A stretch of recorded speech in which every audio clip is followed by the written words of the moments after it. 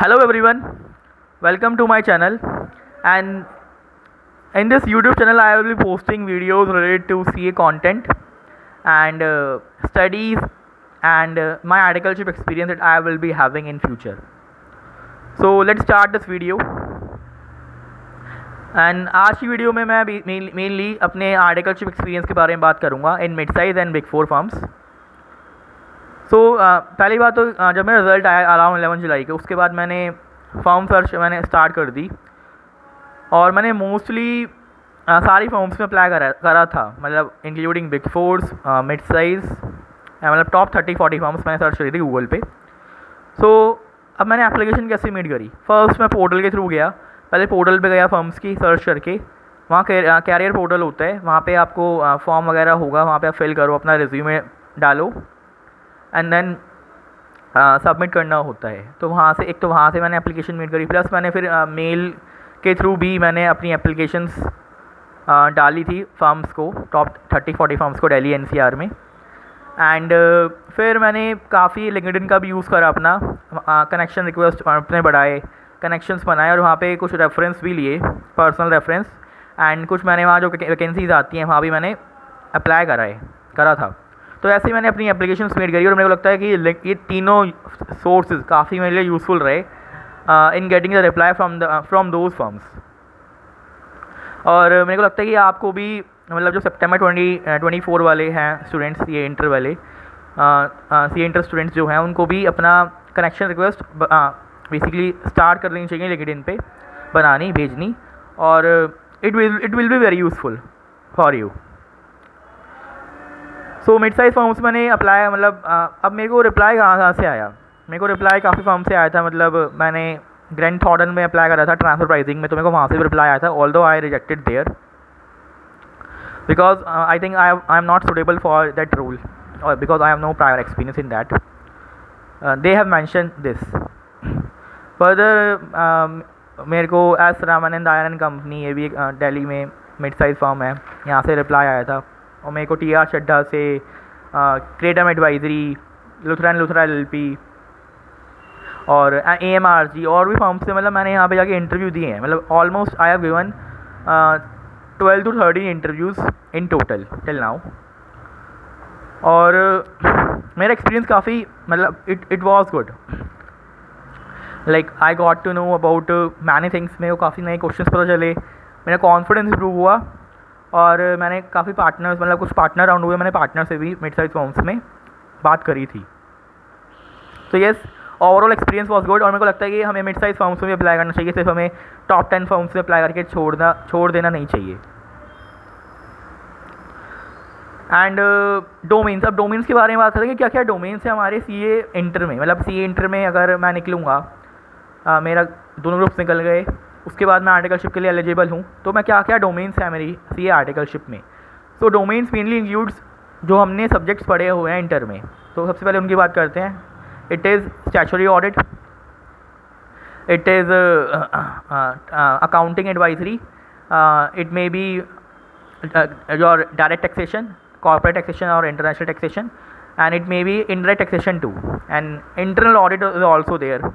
तो ये mainly domains होती हैं. बाकी due diligence, transaction advisory, valuation, investment banking, यहाँ पे भी वैकेंसीज आती हैं CA आर्टिकल्स इंटर्न्स के लिए. तो यहाँ पे भी ये भी अच्छी डोमेन्स हैं विच आई हैव सीन. और बाकी डोमेन्स भी होती हैं, लेकिन मेनली ये डोमेन्स हैं.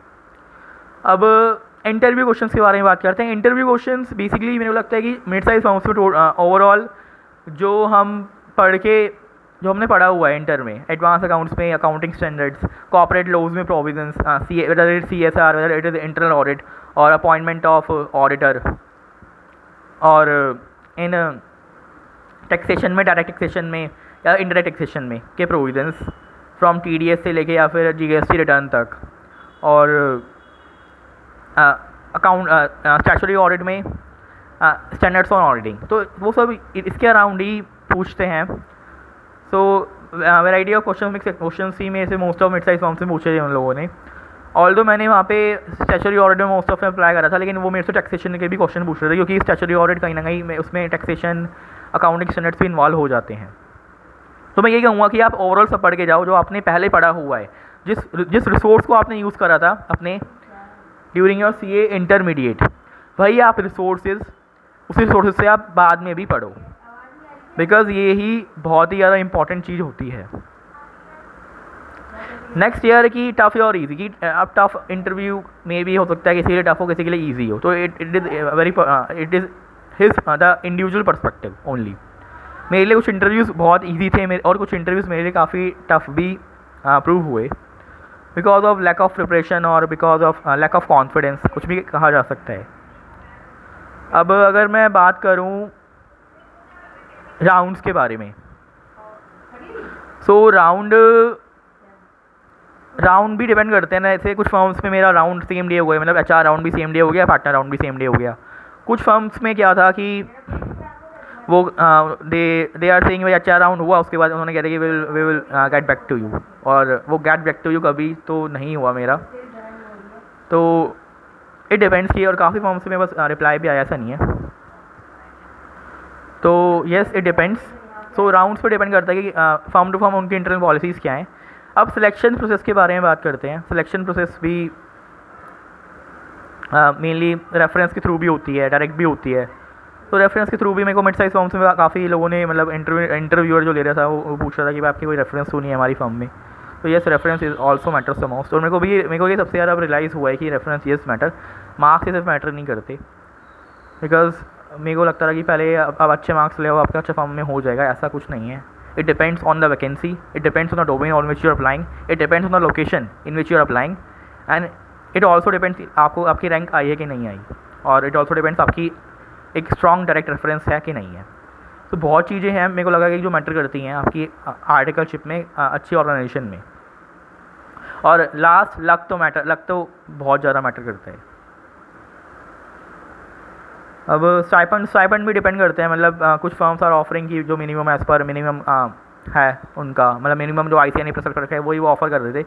कुछ firms they are giving the decent stipends, so I want disclose the stipend, yes, but yes stipend भी डिफर अलग अलग फॉर्म में, सबका अपना अपना था उनकी पॉलिसीज़ के हिसाब से। एंड प्रिपरेशन स्ट्रेटेजी मैंने बता दिया कि सब कुछ पढ़ के जाओ, कुछ मत छोड़ के जाओ, जो इंटर में पढ़ा है वो सब पढ़ो एटलीस्ट, क्योंकि आपने इंटर में भी 15 डेज़ दिए होंगे ऑलमोस्ट, और ये हर सब्जेक्ट्स में 1.5 डेज़ का गैप होता है। तो आप वही उसी गैप की मतलब तरह उसी स्ट्रेटेजी को यूज़ करके आप 10 डेज़ 15 डेज़ में अपना पूरा रिवाइज कर सकते हो, और आपके पास इतना टाइम भी होता है आफ्टर एग्ज़ाम्स, तो वो टाइम वेस्ट मत करो, कनेक्शंस बनाओ, इन्जॉय भी करो, ऐसा नहीं इन्जॉय भी करो और मस्ती भी करो, येस।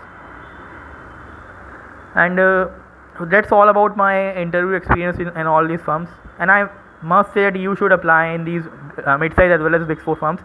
और अगर आपको रिप्लाई आता है इंटरव्यू के लिए तो आप ज़रूर जाएँ, because it will boost your confidence, it will boost your communication skills, और काफ़ी और नेटवर्किंग भी आपकी अच्छी होगी, मतलब वहाँ पे कुछ स्टूडेंट्स आएंगे तो आप उनसे भी कनेक्शन बना सकते हैं फॉर फ्यूचर के लिए।